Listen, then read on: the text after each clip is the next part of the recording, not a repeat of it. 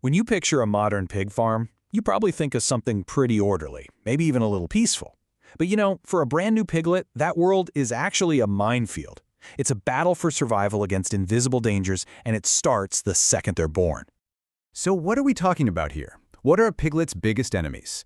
Your mind might go to things you can actually see, right? Like stress from the environment, maybe bigger animals.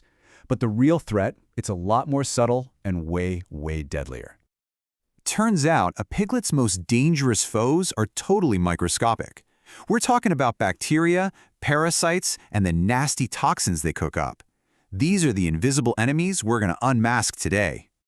So we're about to meet a real rogues gallery of these pathogens, and to make sense of them, we're going to split them into two main groups, basically based on their attack plan. The ones that just wreck the gut from the inside, and then the ones that strike with terrifying speed. Okay, first up, the gut wreckers. These are the pathogens that declare war on a piglet's digestive system, which, remember, is brand new. Their whole mission is to get into that intestine and just cause absolute chaos from the inside out.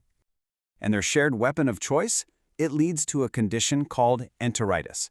It sounds complicated, but it's basically a severe inflammation of the intestine. And its main symptom, its calling card, is diarrhea. For a farmer, that's the big red flag that a dangerous invader has shown up to the party. Think of this as a police lineup of the usual suspects.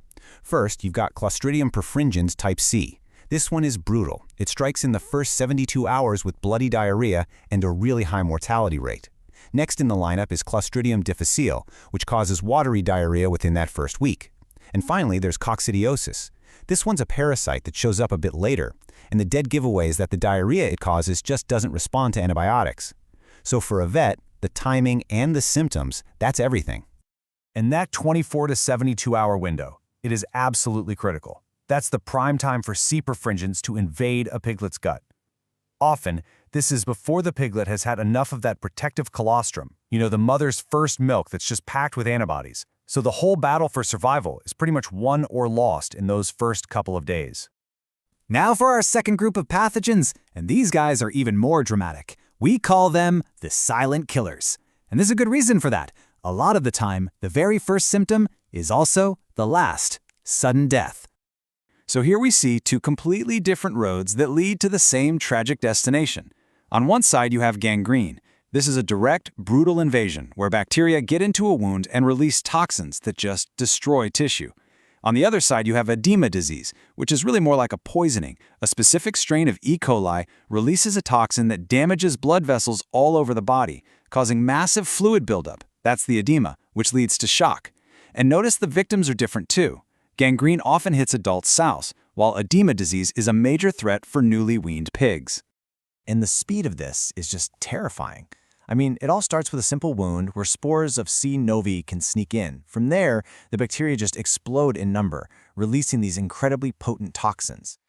Gas starts to build up, tissue dies, and then death follows with just shocking speed.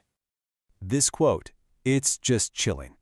Sometimes the only visible sign is finding a good pig dead." It perfectly captures how stealthy edema disease is. A good pig means one that looked completely fine, totally healthy, maybe just hours before. That's how fast and devastating this particular E. coli toxin works. So why does this happen? Well, edema disease is really a disease of transition. All the stress of weaning, a totally new diet, a new social group, it can really disrupt a piglet's gut. And that disruption creates the perfect opportunity for this specific toxin-producing E. coli to just take over. That's exactly why you see the disease peak about 10 days after they've been weaned. All right, so we've met the enemies. How on earth do you fight back? Well, there's no magic bullet here. Defending the herd takes a smart, multi-layered strategy. It's a constant battle that farmers and veterinarians are fighting every single day. And this is the arsenal. It starts even before the piglets are born, by vaccinating the mother so she can pass on immunity to her babies. It continues with relentless, strict hygiene to just lower the number of pathogens in the environment.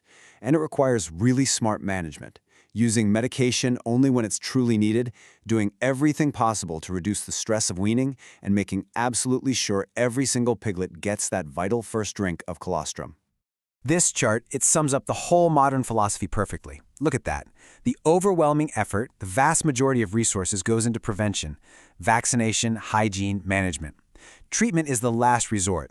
The goal isn't to wait for animals to get sick and then scramble to fix it. The goal is to create an entire system where they just don't get sick in the first place. And that really brings us to the main takeaway of all of this. Modern animal health is all about holistic management. It's about understanding these invisible enemies and then building a fortress of proactive defenses from the mother's immune system all the way down to the cleanliness of the floor she stands on. So the next time you think about where your food comes from, maybe remember these invisible battles. Knowing the incredible complexity, the constant, round-the-clock fight against microscopic threats that goes into raising a healthy animal, how does that change how we see our entire food system? Something to think about.